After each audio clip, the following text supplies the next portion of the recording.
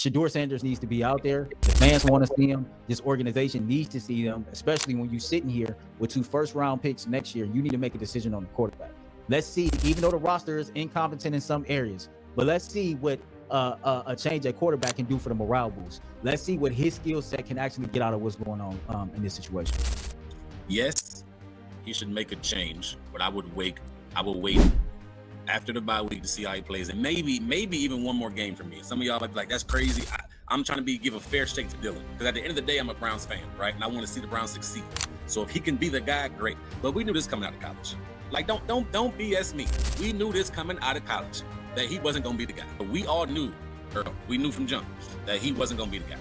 We've seen his kind of quarterback before, right? We've seen what the guys coming from Oregon look like, his stature, the way he played the game. He was full of screens, full of quick game, and then he threw the ball down the field quickly to tons of athletes, right? We knew his game wouldn't translate that well to the NFL. The Cleveland Browns are in freefall. 4 games in, a 32-13 beatdown by the Patriots, and suddenly the so-called smartest team in the room looks completely lost. Kevin Stefanski told reporters that Dillon Gabriel is still his starter, but that answer didn't sit right with anyone. Not the fans, not the analysts, and definitely not the locker room. And honestly, can you blame them? After 4 starts, Gabriel's stat line reads like a nightmare. The Browns can't push the ball downfield. The offense is flat. The locker room energy? Gone. And Stefanski's once trusted play calling now looks like a man searching for answers in the dark. But here's the thing. While the offense has sputtered and the defense keeps breaking under pressure, one name keeps echoing louder and louder through Berea, Ohio: Shedeur Sanders. The city's tired of excuses. The fans are tired of waiting. And Shedeur? He's tired of watching.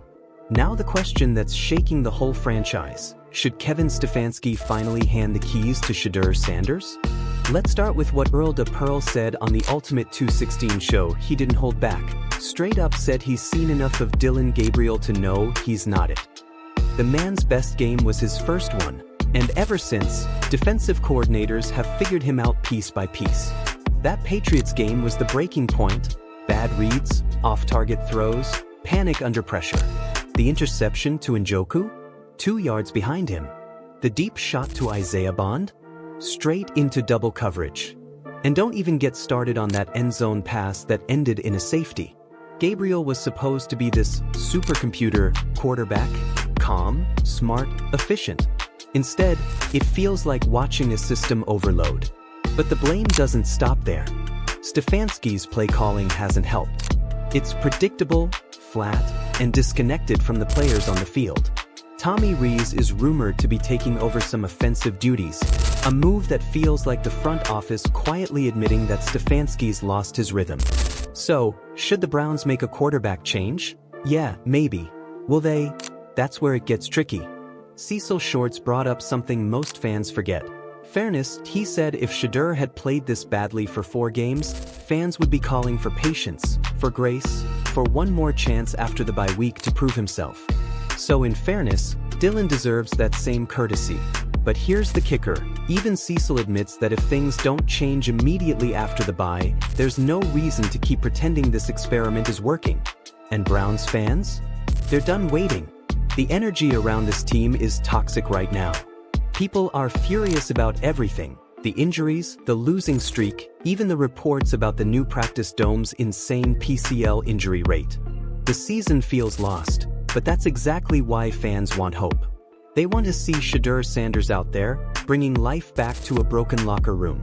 Because say what you want about Shedeur, his presence alone changes the atmosphere. He walks on the field, and guys believed he throws a pass, and suddenly the offense looks dangerous again. That he commands a room, something no stat sheet can measure.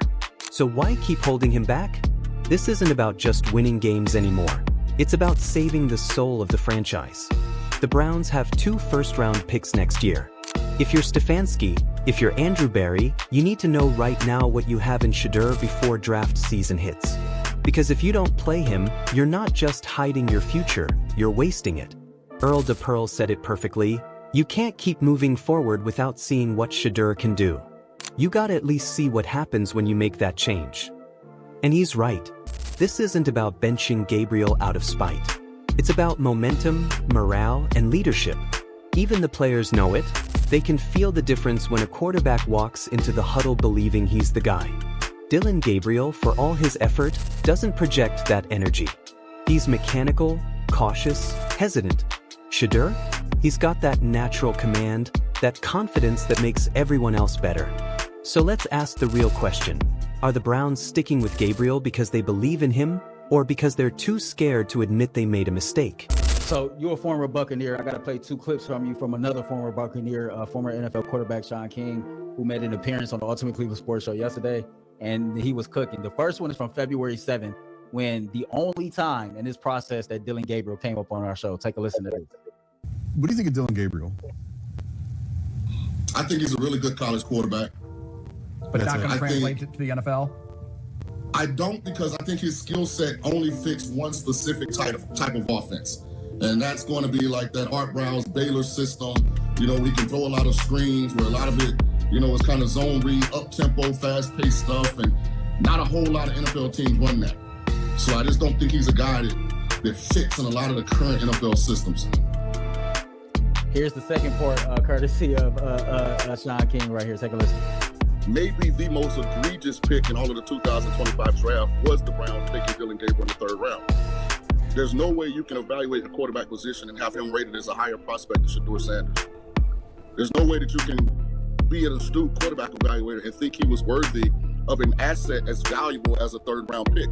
We got to get to the root of the problem here. I mean, that was an egregious draft pick, and the die on the vine is very disappointing. Sean King, a former Buccaneer and NFL quarterback, didn't mince words either.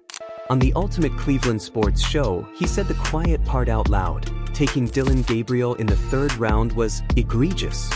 He straight up called it one of the worst picks in the entire 2025 draft. He couldn't understand how any serious evaluator could have Gabriel ranked above Shedeur Sanders. And let's be real, he's not wrong. Shedeur had the arm, the accuracy, the poise, and the leadership. Gabriel? A good college player, sure, but limited. He thrives in tempo-heavy systems, short passes, screens, not the kind of offense that survives in the NFL trenches. Sean said it best: don't accelerate the mistake by continuing down the path you never should have gone down. And that's where Cleveland finds itself right now, staring at a mistake, trying to convince itself it's still fixable. What do you think, Browns fans? Should Kevin Stefanski give Gabriel one more shot after the bye? Or is it time to admit what everyone else already sees, that Shedeur Sanders gives this team their best chance to move forward? Because at some point, loyalty to your draft board can't outweigh loyalty to your locker room. The truth is, this isn't about potential anymore. It's about proof. And Shedeur Sanders has already proven more from the sidelines than Dillon Gabriel has in 4 full starts. Stefanski's insistence on sticking with his guy feels more like pride than strategy. Sure, Gabriel might get 1 more start. Maybe 2. But if those games look anything like the Patriots massacre, 3 turnovers, an offense with 0 pulse, fans booing before halftime, it's over. The leash is that short. And it should be. Because when the entire organization, the fans, the media, the locker room, starts asking the same question at once, you either answer it or you lose them completely. So maybe it's time to stop defending a decision that was wrong from the start. Maybe it's time to stop calling Shedeur the future and start playing him in the present. The city of Cleveland doesn't need another quarterback debate. It needs a spark. And Shedeur Sanders might be the fire this team's been missing. So let's imagine this. The Browns come out of the bye week.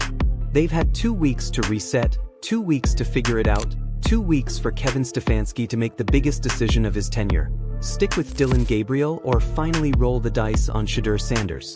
The city's watching. The fans are restless. And everyone inside that locker room knows, whatever decision comes next could define the rest of the season. Because if Dillon Gabriel trots out there again, after everything we've seen, after that 32-13 collapse in New England, what message does that send? It says you're afraid of change. IT says you care more about optics than outcomes. IT says you'd rather defend a mistake than chase a miracle. And Cleveland? Cleveland's had enough of that story. Sometimes the boldest move isn't the safest. It's the one that reminds everyone you still believe in winning. Earl DePearl made a strong point. The Browns still have talent. The defense is nasty. The roster has potential. But the offense? It's emotionally dead. You can feel it. When Gabriel's under center, the tempo drops. The energy fades. Guys look frustrated. It's not just about bad throws. It's about body language, trust, leadership. Now flip that. Imagine Shedeur Sanders walking into the huddle. Calm, confident, composed. You can almost see the difference before the snap. Guys line up sharper. Routes look cleaner. The energy shifts. That's what leaders do. They elevate everyone around them. Cecil Short said it best. Shedeur has that aura. It's not hype, it's presence. He steps on the field and you can feel belief return to the sidelines. And right now, belief is exactly what the Browns have lost. So let's pose another question to you. If Shedeur Sanders is that spark, what are the Browns really waiting for? Because history tells us something. The NFL doesn't wait for anyone. Jackson Dart came in for the Giants and changed their whole trajectory. One player, one decision, and suddenly, that locker room went from flat to fired up. The Giants beat the Eagles. They started competing again. But because energy is contagious. If Shedeur brings that same juice, that confidence, that edge, that prime mentality, then Cleveland's offense might finally wake up. And it's not just about the highlight plays. It's about the message that no one's untouchable, that performance matters, that the future starts now. When a franchise starts listening to its fear instead of its future, that's when it dies. Let's call it what it is. Dillon Gabriel was a mistake. Not because he's a bad person or a lazy worker. He's just not the guy for this system, for this stage. Sean King called it months ago, the most egregious pick of the 2025 draft. Those words hurt, but they're true. He said Gabriel only fits one kind of offense, the old Baylor style, screen-heavy, up-tempo college system. That's not the NFL. That's not Cleveland. Stefanski wants pro reads, pocket presence, leadership, and Gabriel looks lost in all three. So what are we protecting here? Pride, because it's not production. It's not potential. Meanwhile, Shedeur sits on the sideline. The better prospect, the better leader, the better fit, watching this entire season slip away. You know, sometimes the worst thing a coach can do is wait too long to be right. Stefanski keeps saying, Dillon's still our starter. But everyone can see through that now. This isn't loyalty, it's stubbornness. And if he's not careful, it's going to cost him his job. Because this fan base isn't patient anymore, they're tired of development. They want results. They want emotion. They want a reason to believe again. And you can't keep selling next year when the spark you need is standing right there in uniform. If you were Kevin Stefanski, would you risk your career defending a mistake? Or would you take the gamble and unleash Shedeur Sanders right now? Think about that. The same fan base that once booed Baker, then begged for Deshaun, now chants for Shedeur. It's not about hype, it's about hope. Cleveland needs that feeling again. Some quarterbacks throw the ball. Others throw belief into their team's heart. That's Shedeur Sanders. He's got the poise, the charisma, and the swagger that Cleveland's been starving for. And when you're 2-4 heading into a bye, when your season feels dead, sometimes belief is the only thing that can resurrect it. The defense knows it. The fans feel it. And deep down, even Kevin Stefanski knows it. He just doesn't want to admit it yet. Because once you hand that ball to Shedeur Sanders, there's no going back. You can't unsee his command. You can't unhear the crowd when he takes the field. You can't unfeel the energy when that first deep ball hits a receiver in stride. That's what this moment is about. Not statistics. Not draft boards, but it's about a franchise that's been searching for a face. A leader who can unite the fans, the locker room, and the city. And you can't tell me Cleveland isn't built for that kind of story, not a city that's been through heartbreak after heartbreak. The drive, the fumble, the move, it deserves a redemption arc. Imagine that shot. Shedeur Sanders walking out of the tunnel in that brown and orange, fans on their feet, dog pound roaring, the entire city believing that maybe, just maybe, this time it's different. That's not just football, that's a movie waiting to happen. Every franchise gets one moment where the script flips. This might be Cleveland's. Earl said it best. Give Gabriel 6 games, give Shedeur 6 games, then evaluate. That's fair. That's football. But the problem is, time's running out. The bye week is the perfect window. You make the switch now, you give the kid 2 weeks of first-team reps, and you see what happens. What's the worst-case scenario? You lose with Shedeur instead of losing with Dillon. But the best case? You ignite a fire that changes everything. Would you rather go down fighting with Shedeur Sanders? Or die slow, playing safe with Dillon Gabriel? Because one of those options gives you a chance to rewrite the season. The other just delays the inevitable. Safe decisions build resumes. Brave ones build legacies. And if Kevin Stefanski wants to save his job, his locker room, and his reputation, there's only one move left to make. Start Shedeur Sanders. Let him breathe life back into this team. Let him show what Cleveland could look like with a real leader under center. The fans will fill the seats again. The players will rally again, and maybe, just maybe, the Browns will finally find their next great quarterback. Because it's not about hype, it's about heart.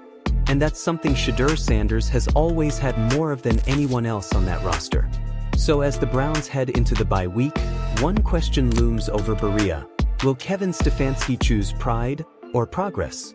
Because one way or another, this decision is going to define his legacy. And if he's paying attention to his locker room, his fan base, and his city, he already knows what needs to happen next. The moment's coming. The lights will be bright. And when Shedeur Sanders finally gets that call, Cleveland will never look back. You've been watching Gridiron Insights, where passion meets perspective. If you believe Shedeur Sanders deserves his shot, drop your thoughts in the comments below, and tell us what you'd do if you were Kevin Stefanski heading into this bye week.